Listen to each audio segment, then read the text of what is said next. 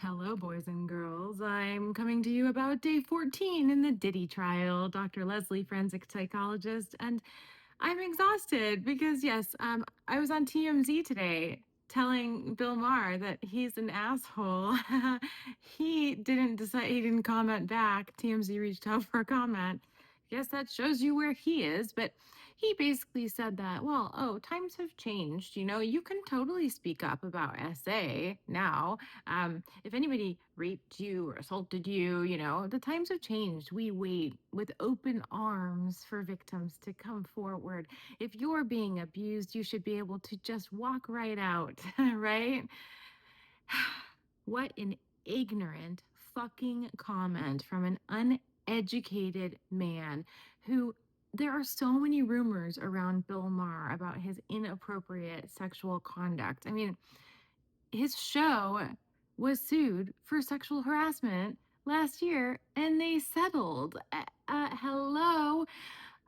You, Bill, by saying that, one, you showed your true colors. You showed that you minimize the severity of sexual assault. You also showed that you hate women.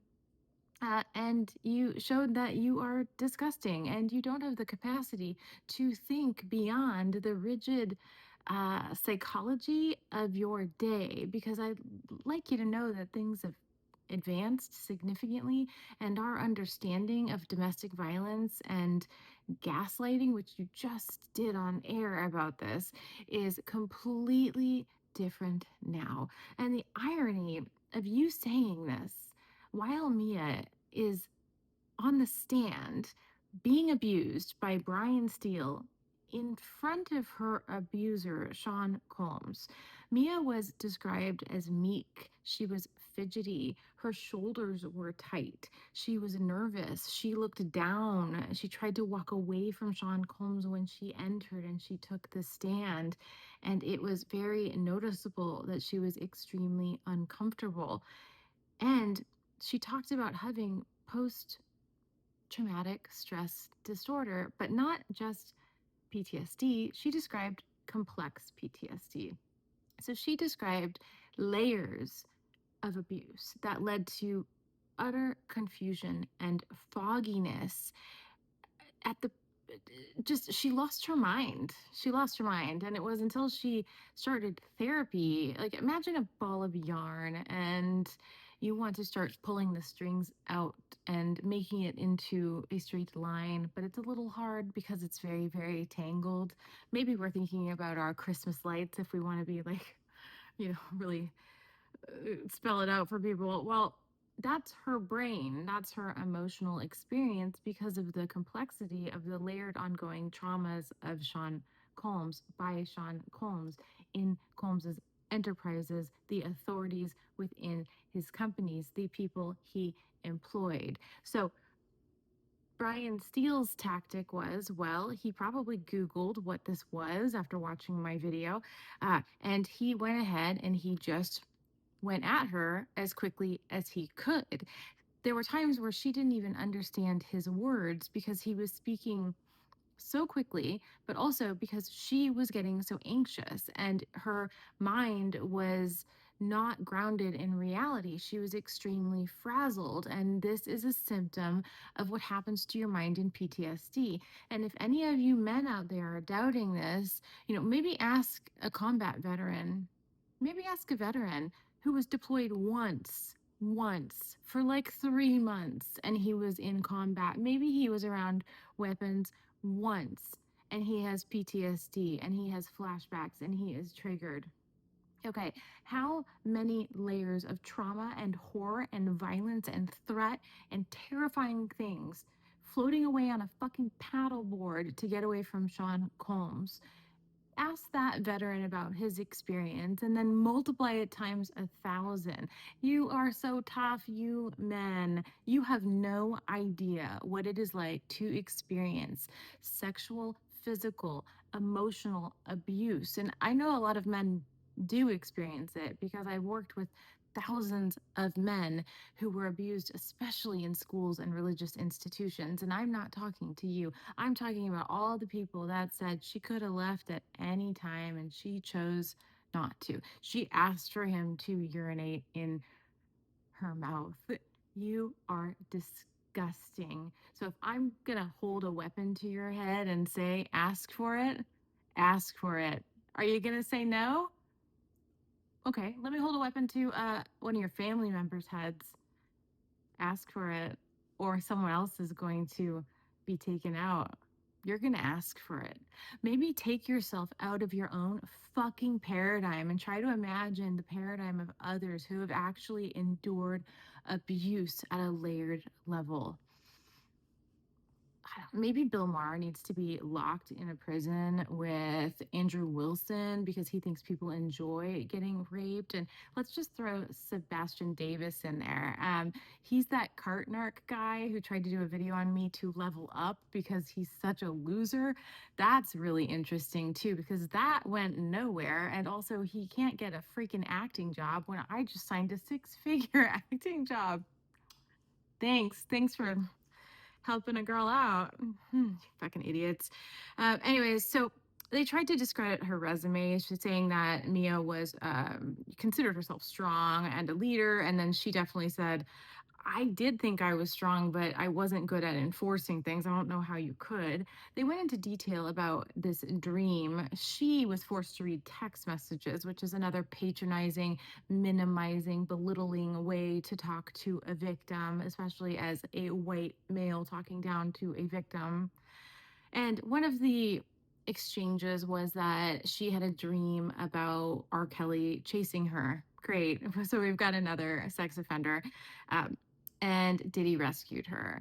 And they're trying to say, well, why, if somebody abused you, would they rescue you? First of all, you are using a dream to make your case. A dream. A dream. That's how bad this is going for you. You're using a dream.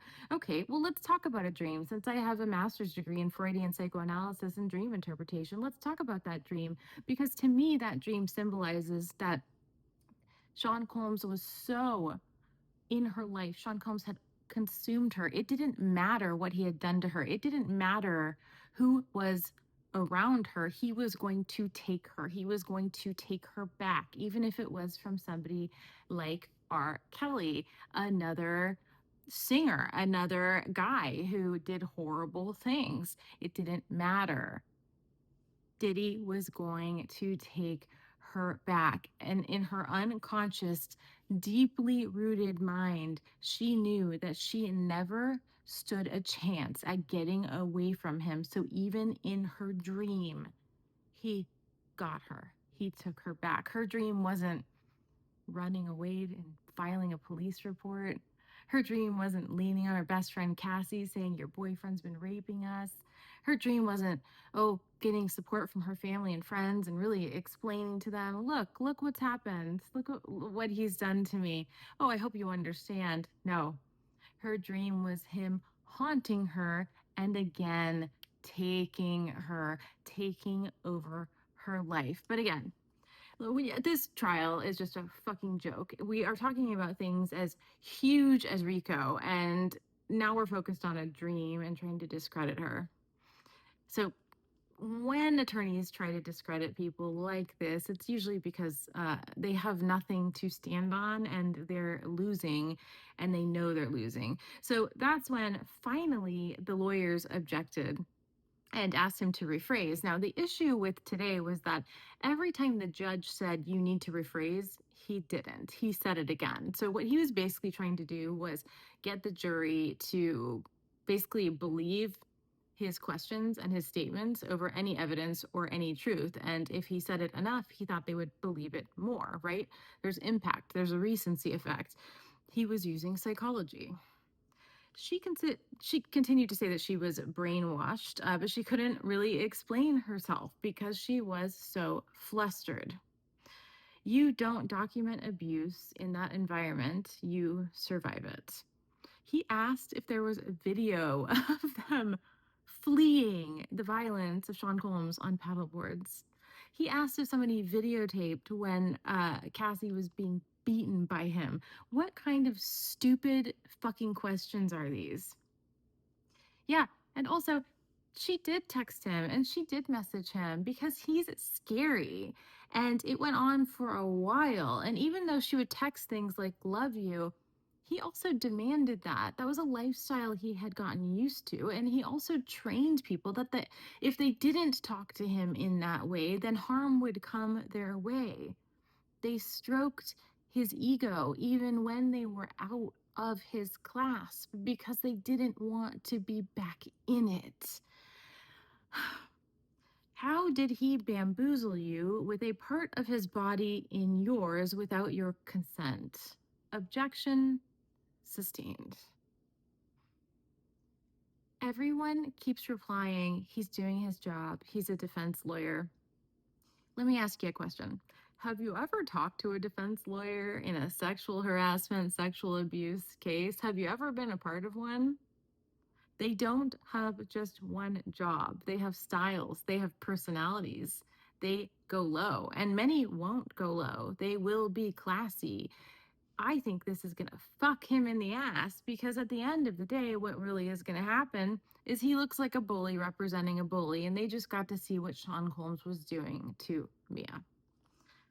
No, he didn't have to do that. He could have gotten what he needed better in a more graceful way and kept his ethics and his integrity. But instead, he is falling under the guise of exactly what Sean Combs wants, what Sean Combs does, and what everyone else was subject to.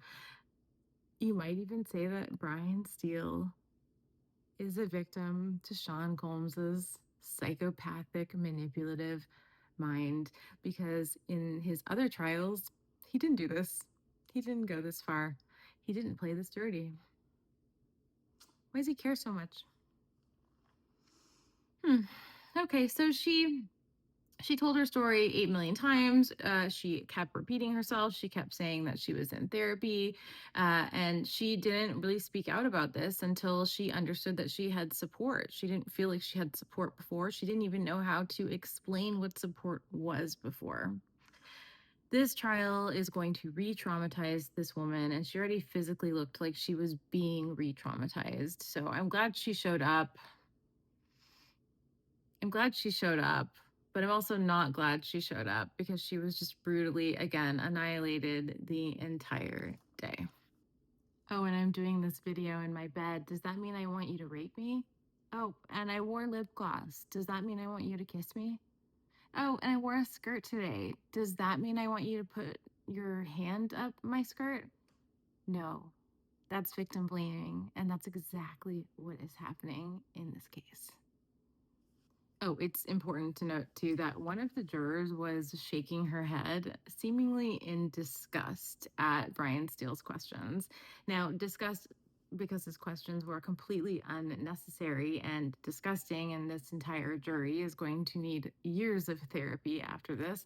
But also because he was so repetitive. Like he just this is the thing about attorneys. They have this line. They want to get you into this corner. And if they can't, they're just going to try every which way to keep trying to get you into this corner. And so he tried over and over, repeating things over and over and over. And basically, what I think he wanted was to figure out when she finally spoke out about the sexual abuse. And that seems like it was in June, 7 months after Cassie's lawsuit. Still doesn't really prove anything to me because this is a woman who was going to take this to her grave. So she's being forced now to say this. I mean, here's the point that she actually made was that she was going to take it to her grave. She wasn't going to say anything all the way to June. She could have said things way before. She didn't. She didn't want anyone to know, but the pressure was mounting because of the trial and her desire to support Cassie. And at the last minute, she finally said, "Okay, I'll give this information up. He raped me repeatedly." What he just proved was that she really is truthful and reliable and valid in her story. She didn't want anyone to know, and she waited as long as possible for no one to know. Oh, and I love that he just straight up asks her if she's lying after 2 days of testimony. You a little desperate, Brian? Hoping for that reaction? Well, what actually happened was that you shut her down so much that she was never going to give you any type of reaction she wanted because she was probably completely dissociated. She probably wasn't even in the room in her mind.